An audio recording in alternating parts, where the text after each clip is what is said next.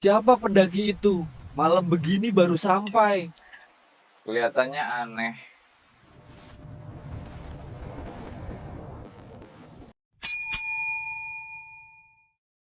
Oke, kenalin. Nama gue Dimas. Dari semua gunung yang pernah gue naikin, Tambora itu rasanya beda. Kayak halaman buku sejarah yang diselipin cerita horor. Gue datang bukan cuma buat muncak. Gue datang buat dengar ceritanya langsung. Waktu itu gue berempat. Ada Tomo, temen gue yang paling keras kepala dan suka cari jalur aneh. Raffi, yang paling humoris tapi juga paling gampang panik. Sama Pak Hasan, pemandu lokal dari desa Pancasila. Jalur yang katanya paling waras buat ke Tambora. Basecampnya sederhana, dari papan kayu. Di luar, sabana Doroncanga luas banget, tempat kuda liar suka lewat. Ibu warung yang jaga sempat bilang, "Kalau hujan gini mas, jangan mulai apa-apa." Pak Hasan ngangguk. Betul, Tambora nggak suka sama orang yang buru-buru. Pas kita lagi ngopi, "Pantangan Tambora," katanya, suaranya rendah. 1, jangan pernah ngitung apapun keras-keras. Jumlah orang, jumlah pos, apalagi jumlah langkah. Ada yang lebih tua di sini suka nyatet kalau kalian pamer angka. 2, jangan sebut nama desa-desa yang udah dikubur letusan. 3, jangan noleh kalau ada yang manggil dari sabana pas malam.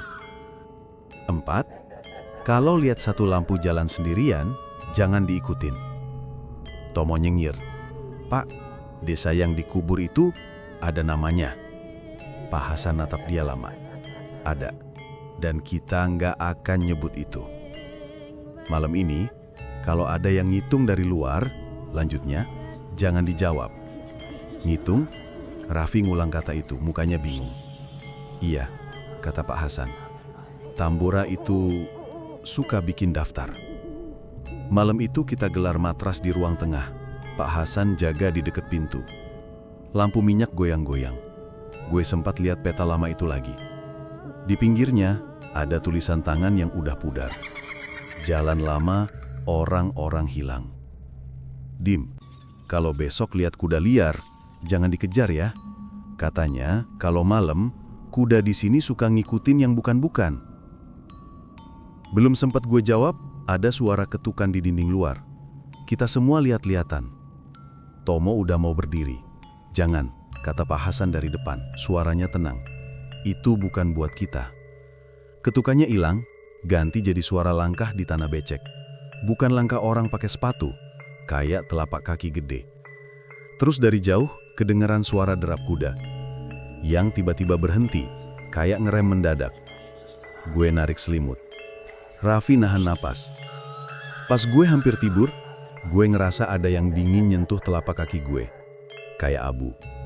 Pas gue bangun dikit, peta lama yang tadi disampirin di paku, jatuh. Kebuka, nunjukin sisi belakangnya. Ada tulisan lain di situ, pudar. "Jangan tinggal paling akhir." Gue panggil Pak Hasan. Dia lihat tulisan itu, mukanya langsung serius. "Siapa yang nulis ini, Pak?" tanya gue. "Orang yang berhasil pulang," katanya. "Tapi sendirian." Tomo biasa nyeletuk. "Sendirian kan gak masalah, Pak." "Di gunung lain mungkin," jawab Hasan.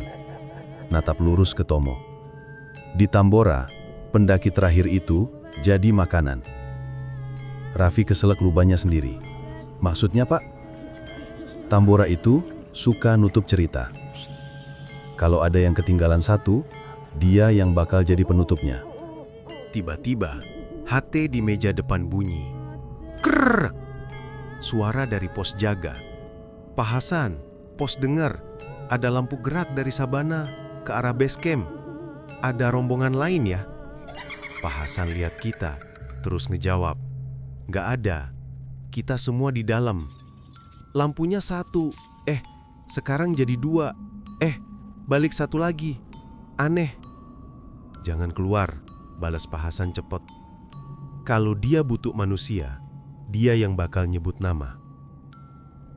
HT-nya diam. Terus ada suara langkah di teras. Berhenti pas di depan pintu. Dan 3 ketukan lagi. "Lu gak bakal buka pintunya kan?" bisik Tomo. Pak Hasan geleng-geleng. Di Tambora, tamu gak ngetuk. Dia nunggu di sabana. Yang ngetuk ini pintunya sendiri. Pas itu, HT bunyi lagi. Suara dari pos jaga. "Pak Hasan, konfirmasi, Mike berapa orang?" Pertanyaan biasa, tapi rasanya kayak todongan pistol. Kita semua nahan napas. Pak Hasan diam. "Halo, naik berapa? Berapa? Berapa?" Kata berapa diulang 3 kali, terus jadi bisikan. Raffi udah mau teriak. "Pak!" "Jangan dijawab," potong Pak Hasan. "Kalau kita jawab pakai angka, besok pagi nama kalian tinggal tulisan di buku tamu." Gue lihat lagi tulisan di belakang peta. Jangan tinggal paling akhir. Dari luar jendela, cahaya kuning kelihatan lagi. Gerak-gerak di sabana. Cuma satu. Tomo tanpa sadar diri berdiri, ngintip dari tirai. "Dia kayak ngajak," bisiknya. "Dia lagi nguji," balas Pak Hasan. "Kalau ada yang buka pintu, dia bakal ngitung siapa yang paling akhir masuk lagi." Terus, dari luar jendela, ada suara nyelinap masuk.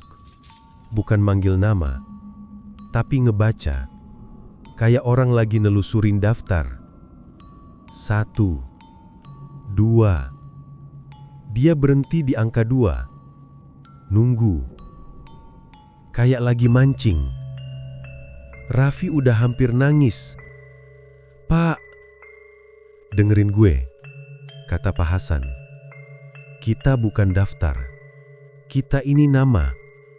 Ulangin pelan-pelan. Kita semua ngucap pelan, dalam hati, buat diri kita sendiri, bukan buat dia. Dimas, Tomo, Raffi, Hasan." Lampu di sabana mundur, terus hilang. Pak Hasan ngelah napas. Malam pertama, emang begini. "Begini gimana, Pak?" tanya Raffi. "Tambora mau kenalan. Dia ngitung, kita nyebut nama. Besok, giliran kita yang lewat, bukan dia." Sebelum gue benar-benar tidur, HT itu nyala sekali lagi. Tanpa ada yang mencet. Suara dari pos jaga. Tapi sekarang kedengeran jauh, kayak dari dalam tanah. "Besok yang berangkat, jangan ada pendaki terakhir." Pagi itu kita berangkat dari Pancasila. Badan sih seger, tapi kepala masih penuh sama omongan Pak Hasan semalam. Jangan ngitung, jangan sebut desa hilang, jangan jadi yang terakhir. Pak Hasan jalan paling depan, langkahnya stabil banget. Tomo di belakangnya, Raffi di tengah, gue paling belakang. "Kita lewat kebun dulu," kata Pak Hasan. "Nanti tanahnya berubah. Kalau sepatu lu bunyinya jadi kering, krek-krek, itu batu apung Tambora. Jalan pelan-pelan." Raffi iseng nendang sebongkah batu apung. "Aneh ya, enteng tapi keras." "Kayak mulut lu," sahut Tomo, setengah bercanda. Pas kita masuk hutan, baunya langsung beda. Ada bau belerang tipis, campur bau tanah basah yang kayaknya udah lama gak keinjek orang. Pak Hasan sempet noleh. Kalau ada kuda liatin kita dari sabana, diamin aja. Mereka tahu batas. Kita juga harus tahu batas. Di pos 1, gak ada bangunan. Cuma pohon gede. Pak Hasan ngikat kain putih kecil di dahannya. "Permisi," gumamnya. "Kami lewat, bukan tinggal." Si Tomo jongkok, ngeliatin tanah. Dia nemu serpihan keramik kecil, warnanya biru pudar. "Pak, ini piring." Pak Hasan ngangguk. "Kadang tanah suka ngeluarin barang-barang punya mereka yang udah dikubur. Kalau nemu, jangan diambil. Biarin balik lagi." Raffi nelen ludah. "Mereka dulu makan di sini?" "Dulu, jawab Pak Hasan, sebelum tahun yang panjang itu. Pas lagi diem, kita semua dengar suara lesung. Duk, duk, duk. Ritmis, makin jelas, lalu memudar lagi. 3 kali tumbukan, jeda, 3 kali lagi. Jangan dicari, kata gue. Biarin aja lewat. Di antara pos 1 dan 2, ada kelokan gede. Dan disitulah jalan lama itu pertama kali muncul. Bukan jalur biasa. Jalur ini rapih, pakai batu-batu kecil yang disusun. Setengahnya udah kekubur tanah, tapi rapih banget. Anehnya, nggak ada lumut sama sekali. Tomo berhenti. Pak, jalur resmi kan yang kanan. Kalau yang ini? Jangan. Potong Pak Hasan cepet. Itu jalan lama orang-orang hilang. Tomo masih ngeliatin. Tapi rapi banget, Pak. Kayaknya lebih cepet kalau lewat situ. Di atas kertas mungkin iya. Di catatan mereka, Anjir, aroma nasi. Beneran, Raffi sampai ngehela napas. Siapa yang masak nasi di gunung? Bukan nasi buat kita, kata Pak Hasan. Kita ke kanan. Kita nurut. Tapi gue lihat dari sudut mata, si Tomo masih sesekali noleh ke jalan batu itu. Tiap dia noleh, bayangannya di tanah kayak manjang ke arah yang salah. Gue pindah posisi ke belakangnya. Mo, bisik gue. Rapat, ingat pesannya. Dia ngangguk, senyumnya maksa. Iya Dim, cuma jalan itu kayaknya ngerti banget sama kaki gue. Di satu sabana kecil, ada susunan batu persegi, kayak ambang pintu tanpa dinding. Pak Hasan ngelambat. Kalau lihat ambang kayak gitu, jangan jalan di tengah, lewat pinggir. Ambang itu bukan buat sepatu. Pas kita ngelewatin pinggirnya, udara dingin nyusup dari bawah. Terus ada suara orang ngebaca daftar. Serak. Yang pertama. Yang kedua. Raffi langsung beku. Tomo noleh. Pak Hasan neken telapak tangannya ke dada, terus bisik ke kita. Ulangi nama. Kita semua ngucap pelan, gak ngasih ruang buat angka. Dimas, Tomo, Raffi, Hasan. Ambang itu diam lagi. Pas kita jalan batu itu muncul lagi di sebelah kiri kita. Kali ini lebih lebar, lebih bersih, kayak abis disapu. Di ujungnya ada asap tipis ngepul. Pak, Tomo setengah mohon. Boleh lihat ujungnya bentar aja. Penasaran. Penasaran itu pintu, kata Pak Hasan. Kita lewat jalur manusia, bukan jalan ingatan. Tomo ngegenggam tali ranselnya. Gue lihat bayangannya. Anjir, sempat mecah jadi 2 sedetik ke arah jalan batu itu, terus nyatu lagi pas dia liatin punggung Pak Hasan. Hujan rintik-rintik turun, kita buru-buru ke pos 2. Cuma pondok tua sisa tiang sama atap seng. Di salah satu tiangnya, ada goresan. 4 garis lurus, 1 garis miring nyoret ke 4-nya. Tanda hitungan ke-5. Pas kita lagi neduh, Tomo pamit mau buang air kecil. Sebentar aja di belakang pondok. Di belakang ada pohon bidara. Jangan keluar dari garis itu. Dan jangan noleh kalau ada yang ngajak. Pesan Pak Hasan. Tomo ngangguk, terus pergi. Semenit, 2 menit, Tomo belum balik. Mo, panggil gue pelan. Gak ada jawaban. Gue cek, kata Raffi. Bertiga, rapat, kata Pak Hasan tegas. Jangan ada yang terakhir.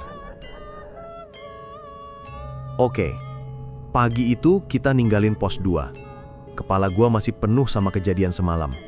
Pak Hasan jalan paling depan, Tomo di belakangnya, anehnya lebih diam. Raffi setelah Tomo, dan gua paling belakang. Sengaja, biar ada yang ngunci barisan. Sabana di depan nanti luas banget, kata Pak Hasan tanpa noleh. Kalau kalian ngerasa badan jadi enteng, jangan senang. Itu tandanya pintu lagi kebuka. Pintu apaan, Pak? Tanya Raffi. Pintu yang lebih lebar dari hutan. Pintu yang bikin orang ngerasa sendirian gak apa-apa. Di sana, pendaki terakhir itu gampang banget diambil. Begitu kita keluar dari hutan. Setelah itu, jalur di depan kita kayak ngasih pilihan. Kanan tanahnya lebih padat, bekas ban motor. Kiri tanahnya lebih alus, Tapi di sana ada 2 pohon lontar, kayak gerbang. Kanan, kata Pak Hasan cepet. Tomo biasa, noleh ke kiri. Yang kiri kayaknya lebih adem, Pak. Kiri itu panggung, balas Pak Hasan. Kita belok kanan. Gue jalan di belakang, mastiin bayangan kita semua nempel. Kata orang, di sabana luas bayangan lu bisa ketinggalan duluan. Pas lagi jalan, koin dari kantong ransel gue jatuh. Refleks gue berhenti buat ngambil. Cuma 3-4 detik. Tapi pas gue berdiri lagi, mereka bertiga udah lumayan jauh di depan. Dan lampu satu yang tadi di samping, sekarang udah ada di belakang gue. Deket. Pak! Suara gue pecah. Raf! Tomo! Mereka langsung noleh. Pak Hasan ngasih isyarat tangan. Jangan balik, tapi pelanin langkah. Raffi! Jalan mundur 2 langkah. Dimas! Panggilnya. Tomo nyusul. Dimas! Pak Hasan nutup. Dimas! Gue jawab dalam hati. Gue Dimas. Lampu di belakang gue kayak mengerut, terus mundur pelan. Gue lari kecil nyusul barisan. Baru juga gue bilang, kata Pak Hasan pas gue udah deket. Pintu di sabana lebih lebar. Di tempat luas, orang ngerasa sendirian itu aman. Justru disitulah satu orang gampang diambil. Maaf Pak, kata gue. Nama dulu baru barang, balesnya. Kita jalan terus ngikutin patok hitam di kejauhan. Di tengah jalan ada dinding panas aneh. Udara di depan kita ngeblur kayak di atas aspal panas. Pak Hasan ngajak kita muter, ngikutin jejak kuda liar. Di sebelah kiri, lampu satu itu nempel di dinding panas, ngebentuk pintu yang kayaknya sopan banget. Gak maksa, cuma nungguin. Kita berhasil ngelewatin. Di bawah batu hitam tinggi, kita istirahat lagi. Di batu itu ada goresan. 4 garis lurus, yang kelima kayaknya baru mau digores tapi nggak jadi. Ada yang hampir jadi terakhir di sini, kata Pak Hasan.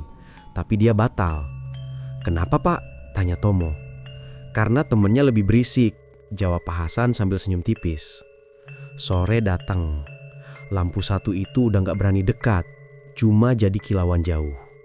Tapi daftar itu belum nyerah. Pas lagi jalan, dari belakang kuping gue ada suara bisikan. Sopan banget. Yang terakhir. 1 kata. Jelas. Raffi refleks noleh. Pak Hasan langsung ngasih isyarat mata. Jawab dalam hati, katanya pelan. Kita ini nama. Kita semua ngucap nama kita masing-masing dalam hati. Sabana yang tadinya tegang jadi lebih adem. Kita mutusin buat ngecamp di cekungan sebelum tepi kaldera. Pas lagi diriin tenda, kuda-kuda liar lewat dari jauh. Anehnya, satu kuda yang paling belakang tiba-tiba maju, jadi sejajar sama kuda di depannya, biar nggak jadi yang terakhir. Gua sampai ketawa kecil. Besok tepi kaldera, kata Pak Hasan. Kalau ada daftar lagi, suaranya bakal kayak doa. Hati-hati, doa yang nggak punya badan juga bisa ngajak. Pagi itu, kita bangun sebelum matahari beneran muncul. Di cekungan dekat tepi kaldera, kepala rasanya enteng aneh. Pak Hasan udah nyeduh air, Tomo masang pelindung sepatunya. Gerakannya udah lebih tenang. Raffi narik napas dalam-dalam, cara dia buat ngusir panik. Hari ini, kita turun, kata Pak Hasan. Ingat pesan semalam, kalau nama lu dipanggil, jawab pakai nama temen lu. Kalau ada yang ngitung, kita bukan angka, kita rapat. Gue ngangguk. Gak ada pendaki terakhir. Gak ada, ulang Tomo, mantap. Kita jalan ngejauhin bibir kaldera. Suara doa dari bawah masih ada, tapi udah jauh banget.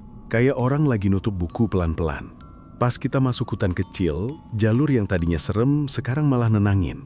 Jalur manusia, kata Pak Hasan kemarin. Gak lama hutan habis, dan sabana Doro Encangan nyambut kita lagi. Luas, kosong, dan penuh hujan. Formasi sama, perintah Pak Hasan. Gue depan, Tomo, Raffi, Dimas paling belakang. Rapat itu bukan cuma dekat, tapi saling ngingetin kalau ada yang badannya kerasa enteng. Gue yang paling berat badannya, canda Raffi pelan. Humor kecil buat ngasih berat ke langkah kita. Di sabana, pintu itu muncul lagi. Lampu satu yang kemarin sekarang lebih redup. Kayak cuma kilauan kaca di rumput. Dia nungguin di dekat patok jalur di kejauhan. Jangan diliatin, kata Pak Hasan. Biar dia capek nunggu, kita jalan terus. Gak lama, suara daftar itu kedengeran lagi. Bukan dari atas, tapi dari tanah. Kayak tumbuh dari akar rumput. Yang pertama, yang kedua. Tomo refleks noleh. Raffi megang tali ransel gue. Gue cuma bisa ngulang dalam hati. Dimas, Tomo, Raffi, Hasan. Lanjut, kata Pak Hasan. Raffi ketawa kecil. Sabar banget ya yang nyatet. Bedanya kalau petugas nunggu jam 3. Kalau ini nunggu yang terakhir, bales gue. Di dekat pos 2, kita lihat lagi goresan di tiang pondok. Kemarin 5 garis, tadi pagi 4. Sekarang tinggal 3. Dia ngapus hitungannya. Tanya Raffi. Bukan, jawab Pak Hasan. Dia lagi nyiapin tempat buat yang baru. Anjir. Di hamparan paling luas, panggilan itu datang. Halus, gelas pakai nama kita satu-satu. Dimas, gue diam. Tomo narik napas. Raffi kedip-kedip. Pak Hasan senyum tipis. Jawab kayak yang saya ajarin, katanya. Gue jawab dalam hati, tapi nyebut nama teman gue. Tomo. Tomo ngelanjutin. Raffi, Dimas. Pak Hasan nutup. Semua. Panggilannya langsung berhenti. Lampu satu itu padam. Kita lanjut jalan, rasanya lebih enteng. Enteng yang beneran, bukan enteng yang mau ngambil. Pos 1, kebun, rumah-rumah mulai kelihatan. Desa Pancasila nungguin kita. Di mulut desa, hati di pos jaga bunyi. Pak Hasan, rombongan turun berapa? Pertanyaan biasa yang di gunung ini jadi pertanyaan kunci. Pak Hasan ngerapetin kita. Bahu ketemu bahu, terus dia jawab tenang ke hati. Nama yang turun, Dimas, Tomo, Raffi, Hasan. Hati itu diam sebentar, terus suara penjaganya ketawa kecil. Manusiawi banget. Siapa? 4 nama diterima. Ibu warung yang kemarin udah nungguin di teras. Dia nyajiin 4 gelas teh. Bu, kata gue, kenapa gunung ini suka banget nyatet-nyatet? Biar yang turun belajar nyebut. Kalau kalian cuma angka, gunung gampang nyimpan kalian.